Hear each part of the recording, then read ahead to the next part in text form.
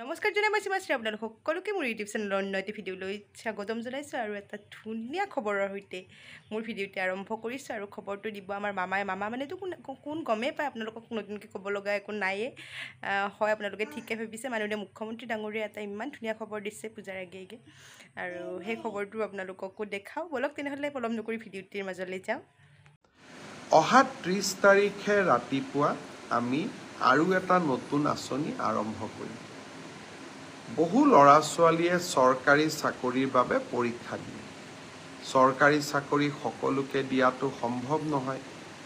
সেইবাবে ৰাজ্য চৰকাৰৰ হৈ মই ঘোষণা কৰিছিলোঁ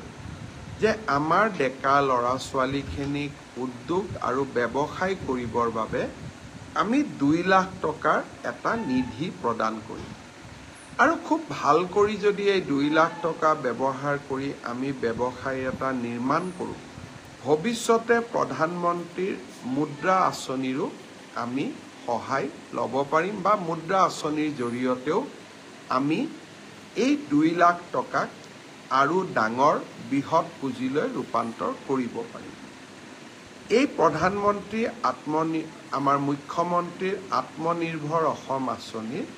প্ৰথম কিস্তিৰ ধন 30 তাৰিখে ৰাতিপুৱা 10 বজাত আমি গুৱাহাটীৰ খানাপাৰা ফিল্ডৰ পৰা বিতৰণ কৰিম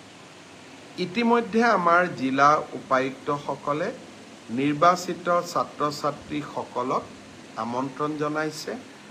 মই আশা কৰিম যে 25,000 নিৰ্বাচিত যুৱক যুৱতী অহা 30 তাৰিখে যাতে খানাপাৰালৈ আহে প্ৰথম আমি ৭৫,000 টকা দিম 3 দিনীয়া প্ৰশিক্ষণটো সমাপ্ত হোৱাৰ লগে লগে আমি আৰু 25,000 টকা নৱেম্বৰ মাহৰ ভিতৰতে এই যুৱক যুৱতীসকললৈ আগবঢ়াম পৰৱৰ্তী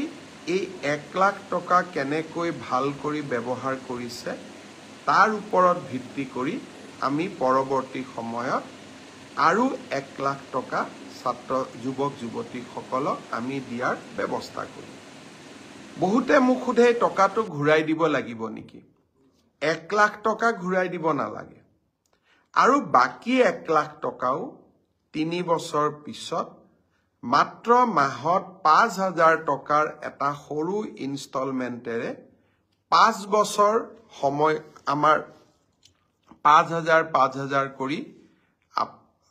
আপোনালোকে লাহে লাহে এই পইচাটো আমাক উভতাই থাকিব পাৰিব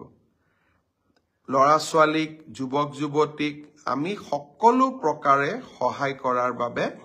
আমি প্ৰচেষ্টা কৰিছো এই মুখ্যমন্ত্ৰীৰ আত্মনিৰ্ভৰ অসম আঁচনিৰ দ্বিতীয় লানিও আমি লগে লগে আৰম্ভ কৰিম এইবাৰ আমি আৰু নতুনকৈ ৭৫,000 যুৱক যুৱতীক এই মুখ্যমন্ত্ৰীৰ আত্মনিৰ্ভৰ অসম আঁচনিলৈ আনিবৰ বাবে চেষ্টা কৰিম যুৱক যুৱতীসকলক মই অনুৰোধ কৰিম চৰকাৰী চাকৰিয়ে হওক বা আত্মনিৰ্ভৰশীলতাই হওক দুইটা ক্ষেত্ৰতে আমাৰ চৰকাৰে আপোনালোকৰ লগত সুন্দৰভাৱে কাম কৰি যাব ঈশান বৰুৱাই মোক অভিনন্দন জনাইছে মই ফেচবুক লাইভত চাই আছো মই আমাক অভিনন্দন নহয় আজিৰ দিনটোত মুখ্যমন্ত্ৰীৰ আত্মনিৰ্ভৰ অসমৰ বাবে নিৰ্বাচিত হোৱা যুৱক যুৱতীসকলক আমি অভিনন্দন জনাইছো সকলোৱে লগ হৈ